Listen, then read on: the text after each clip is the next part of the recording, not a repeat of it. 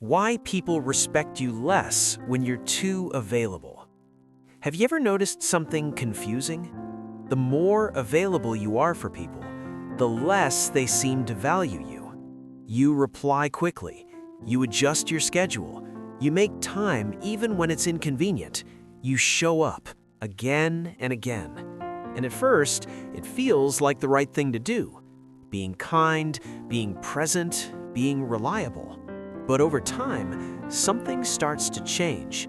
Your messages get slower replies, plans get canceled, your efforts becomes expected, not appreciated.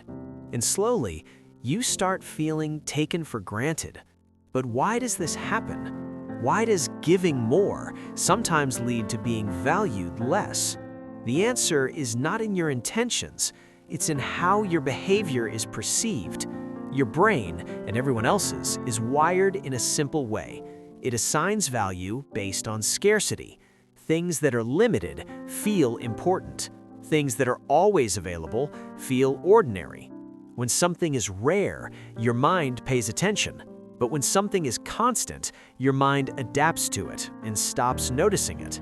This doesn't just apply to objects, it applies to people too. When you're always available, your presence becomes predictable.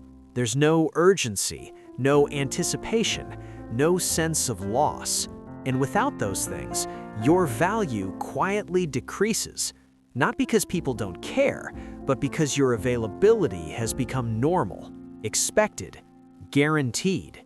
There's also a deeper psychological signal being sent. Every time you prioritize others over yourself, you communicate something, not through words, but through behavior. You signal that your time is flexible, that your attention is easy to access, that your boundaries are weak. And people don't consciously think this, but they feel it, and they respond to it, because people treat you based on the standards you set for yourself. If you treat your time as unlimited, they will too. If you make yourself constantly available, they will stop valuing the effort it takes.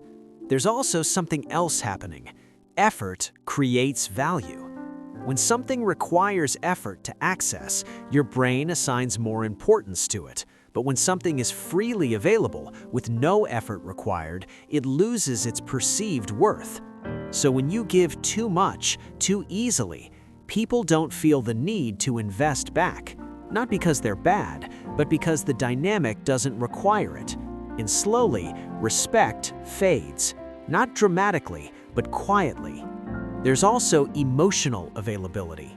When you open up too quickly, give too much attention, and invest deeply from the start, you remove the natural process of building connection. You skip the steps, and when there's no gradual build, there's no depth, because depth comes from time, from effort, from mutual investment. But when everything is given instantly, it doesn't feel earned, and what isn't earned is rarely valued. But here's where people misunderstand this. They think the solution is to become distant, cold, unavailable. But that's not the answer. Because respect is not built on absence alone, it's built on balance.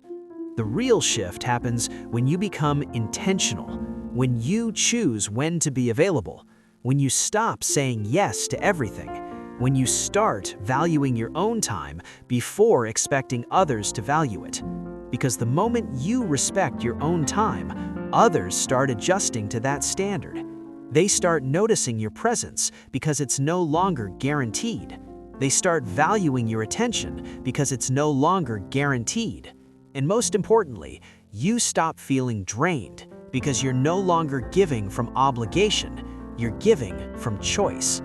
So, if you've been feeling taken for granted, don't try to prove your value by doing more. Don't try to earn respect by overgiving, because that only strengthens the pattern. Instead, step back, create space, set boundaries, not to push people away, but to bring balance back. Because sometimes your value is not missing, it's just hidden under too much availability. And the moment you create space, people don't just notice you more, they respect you differently.